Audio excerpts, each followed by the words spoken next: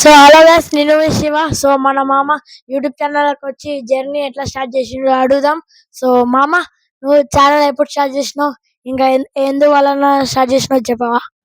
So channel అనేది 2019లో start చేసిన. So కొన్ని ప్రాబ్లమ్స్ వల్ల, సో ఎడ్యుకేషన్ వల్ల, సో నేనైతే యూట్యూబ్ అనేది అప్పుడైతే కొన్ని రోజులైతే బంద్ చేశాను. సో మధ్యలో కరోనా వచ్చేసింది. సో నేనైతే ఆల్మోస్ట్ మొత్తం అయితే బంద్ చేసేసిన. సో మొన్న బిగ్ బాస్ అయితే వచ్చింది. సో బిగ్ బాస్ లో నేనైతే సుమన్ శెట్టి అనే ఒక ఆయన కంటెస్టెంట్స్, ఆయన వీడియోస్ అయితే నేనైతే రీల్స్ అయితే చూసిన. సో ఆయన ఆయన ఫొటోస్ ని పెట్టి ఎమోషనల్ సాంగ్స్ పర్ మినిట్ అనేది వ్యూస్ అనేది ఒక 1000 వ్యూస్ అనేది వస్తుంది. సో నేనైతే అప్పుడైతే నాకు ఒక ఆలోచన వచ్చింది నా బ్రెయిన్ కి అయితే. సో మనం ఎందుకు స్టార్ట్ చేయొద్దు, మనకు కూడా వాళ్ళకి వచ్చిన వ్యూస్ మనకు కూడా వస్తుందని. సో నేనైతే ఆయన వీడియోస్ అనేది పెట్టేది స్టార్ట్ చేసిన.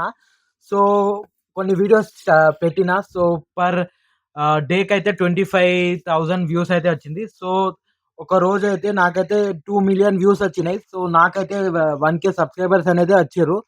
సో అట్లా పెట్టిన. నాదైతే మానిటైజేషన్ కి అయితే అప్లై చేసిన. సో రీయూజ్ నేనైతే ఇన్స్టాగ్రామ్ నుంచి అయితే వేరే వాళ్ళ కంటెంట్ అయితే నేనైతే యూజ్ చేసిన. సో ఏమైందంటే వాళ్ళ కంటెంట్ నేను యూజ్ చేసిన వల్ల మానిటైజేషన్ అనేది సో నాకైతే క్యాన్సిల్ చేసేసారు.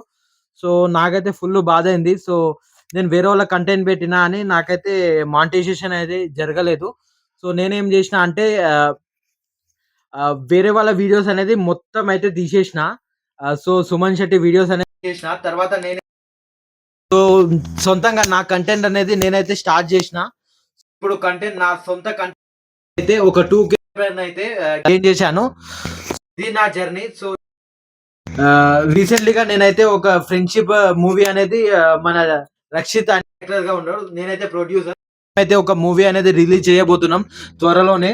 సో అంతే guys. So next big season number Bigg Boss 9 లో అయితే నేనైతే సుమన్ శెట్టిని ఒక ఇన్స్పిరేషన్ తీసుకుని ఆయన ఎమోషనల్ ఆయన ఆయన గురించి అయితే నేనైతే పోస్ట్ చేశాను. మీకు ఇంకా ఎంతమంది సబ్స్క్రైబర్స్ కావాలని కోరుకుంటున్నారు?